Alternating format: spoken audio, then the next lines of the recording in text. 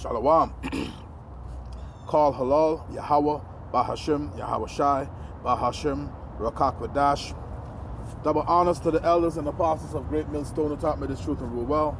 Salutation and salutations to the brothers out there that are laboring and pushing this truth and in sincerity and in charity and risking their lives and their freedom to do so. To you I say Shalom. To the Akyam and to the Akwaf, that'll be your brothers and sisters. Adawan Ratazah, that is to say, Lord willing, hopefully by the end of this lesson, you'll be edified. This is your brother Amawan Ibad from the GMS Miami camp, back again with another lesson to the spread and power of Yahweh, Bahashim, Yahweh Shai, to feed the lambs of Yahweh, Yahweh Shai, as commanded. This lesson today is going to be concerning woe. Okay? Woe is an old English word for destruction. Okay? This lesson is going to be concerning World War III. Okay? So, I came across an article on Natural News. Okay? This article is dated Thursday, September 22nd, which was yesterday. Okay? And it's titled Serbian President Warns of Global War if East and West Don't Reconcile. Meaning the Eastern Hemisphere and the Western Hemisphere, those countries, okay? And the Eastern Hemisphere and in the Western Hemisphere, okay? The Serbian president warns of global war if East and West don't reconcile. Now, who else warns of that? Okay? The prophets, man. The servants of the Lord, Yahweh, Ba'ashim Yahweh Shai. The Bible, the scriptures warns about, okay, the war of Armageddon, the war to end all wars. Okay, so this guy, the Serbian president, he's warning of global war, East and West don't reconcile. But we know, according to the scripture, all right, that, what's the word? Well, we know, according to the scriptures, the prophecy is a sure prophecy that World War III is going to happen. Okay? You see? Inevitable. That's the word I'm looking for. Okay? So, before I even start, before I read the article, let me get one or two precepts to start the lesson real quick. This is Revelation chapter 11 and verse 14. It says, the second woe. Remember, this word woe is an old English word for destruction. Okay? It says, the second woe is past. Okay? And behold, the third woe cometh quickly. Now remember, World War I was prophesied in the scriptures. Okay, Revelation, the 9th chapter and the 14th and the 9th chapter and the 12th verse. That was prophesied and it came to pass. 1914 to 1917, World War I. Okay, World War II was prophesied in the scriptures. Okay, I'm reading it right now. World War II, Revelation 11 and 14. I'm reading it. The second woe is past. So World War II was what? 1939 to 1945, right? So Revelation 11 and 14 says, the second woe is past, so we know World War II already passed already. That was prophesied and it came to pass. It says, behold, the third woe cometh quickly. So what makes you think that the third World War is not going to happen? It's going to happen because the words of the Lord does not return unto him void, man. It tells you that in the scripture, Isaiah 55 and verse 11. You see? Now let's get another scripture real quick. Let's go to the book, continue in the book of Revelation. This is Revelation, the 8th chapter. And, okay, why this thing is not coming up now? Revelation, let's go back to it. Bear with me here. For some reason, the chapter is acting like it don't want to open up. Bear with me real quick. Revelation chapter 8 and verse 13. It says, "And I beheld and heard an angel flying through the midst of heaven, saying with a loud voice, Woe, woe, woe." Okay? World War III, man. The third world's woe. Okay, the third world's war. "To the inhabitants of the earth by reason of the other voices of the trumpet of the three angels which are yet to sound." So that's another scripture. The scripture tells us that the precepts must be upon precepts, man. Precept upon precept, line upon line. Okay? So it's prophesied for World War III to come, and the scripture tells you that all things must be fulfilled. Okay? Yahweh Shai said that, man. Until all be fulfilled, roughly paraphrasing. So now, let's go to the article, because the Serbian president warns of global war if East and West don't reconcile. Well, we know that the angels, through the Spirit of the Lord, is working on the minds of these kings. The scripture tell you how, Proverbs, 21 and 1, how the hands of the kings. Let me grab that scripture real quick too before I start reading. I think it's Proverbs 21 and 1. Or 11. Come. All right, Proverbs chapter 21 and verse 1. The king's heart is in the hand of the Lord, and as the rivers of water, he turneth it whithersoever he will. You see? Daniel chapter 4 and verse 17 tells you that the Most High ruleth in the kingdom of men. You see? So the mind of the kings, all right? The king's heart, all right? This word for heart in the Hebrew is lab, which means mind. So the king's heart, meaning his mind, is in the hand of the Lord, and as the rivers of water, he turneth it whithersoever he will. So at the end of the day, the Lord's will is going to be done. So we know World War III is going to happen. Now let's go back to the article, and let me put a quick disclaimer out there. I don't own this article nor have the rights to this article. This is just for educational purposes. This is not for monetary gain. So my disclaimer would be the Copyright Act of 1976, the Fair Use Act, which gives way for commentary and criticism and things of that nature. So let's get into the article. It says, once again, this is from Natural News. Okay, dated Thursday, September 22nd, 2022. It says, Serbian president warns of global war if East and West don't reconcile. Right? Reading on, it says, Natural News, Serbian President Aleksandar Vučić warned that the world is the closest it has been to a global war since 1945, which was World War II, the ending of World War II. It says, Vučić made his case to prevent a global war during the first day of the United Nations General Assembly, UNGA, session in New York. Okay? It says, related, Russia appears ready to strike the U.S. with nuclear weapons. It says, reading on, it says, you see a crisis in every part of the world, said Vučić.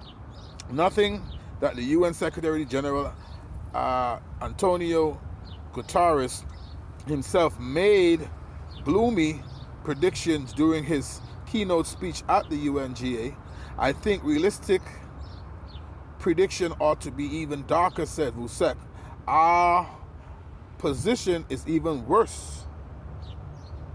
Right? It says our position is even worse since the UN has been weakened and the great powers have taken over practically destroyed the UN order over the past several decades.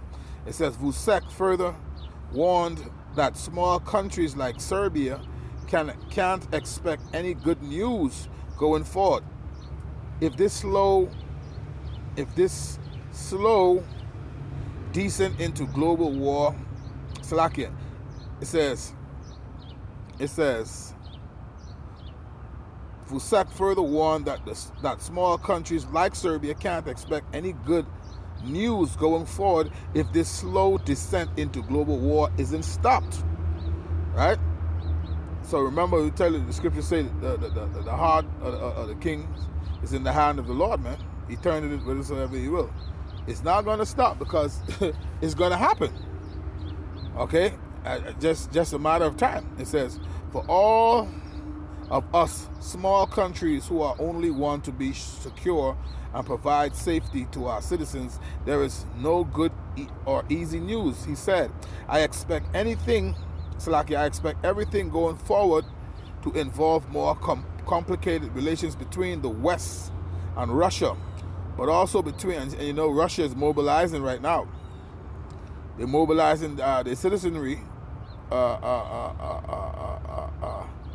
to send more troops, man, into Ukraine. It says, but also between the West and China. It says Serbia being used as a battleground in proxy war between East and West. All right? This is not the first time Vucek has warned of the consequences of an all-out war between the East and the West. In late August, Vucek said these same forces are engaged in a proxy war for control over Serbia.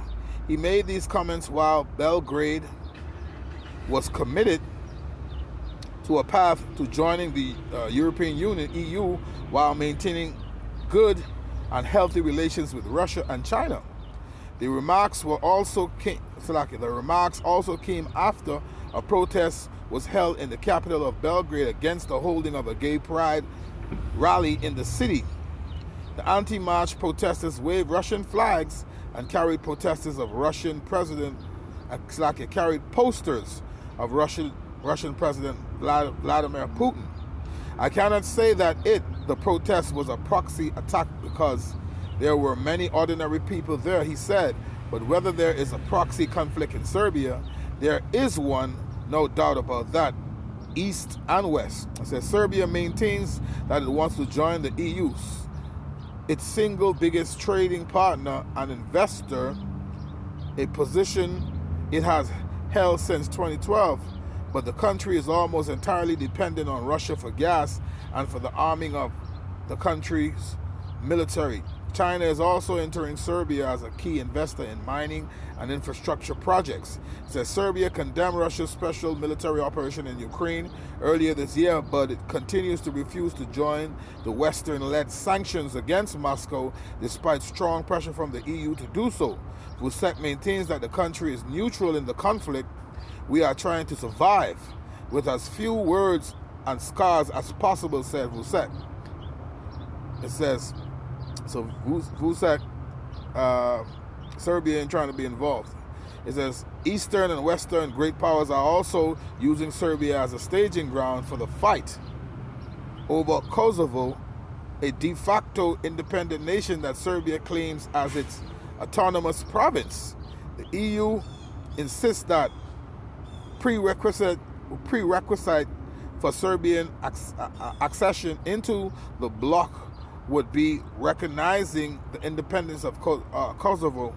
Meanwhile, Russia and China have asserted Serbia's right to Kosovo. All right, so yeah, that's it, man. The Serbian president, man. The Serbian president. According to this title of this article, it says the Serbian president warns of global war if East and West don't reconcile.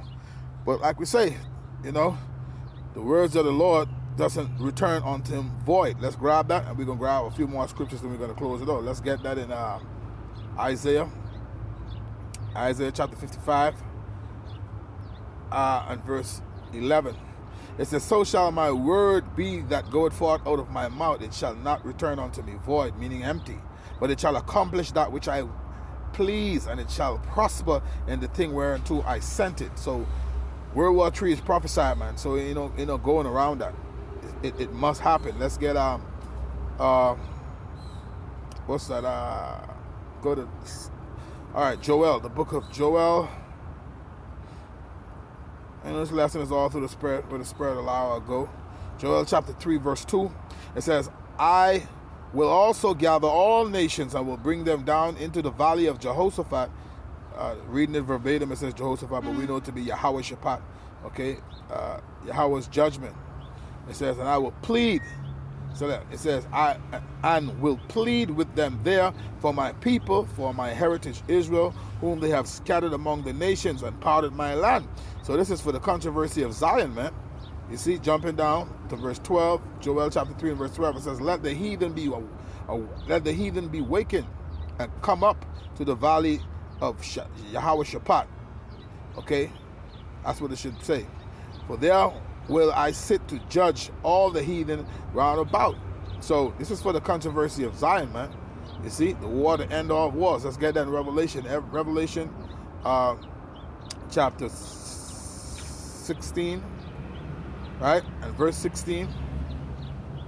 I'll read verse 12.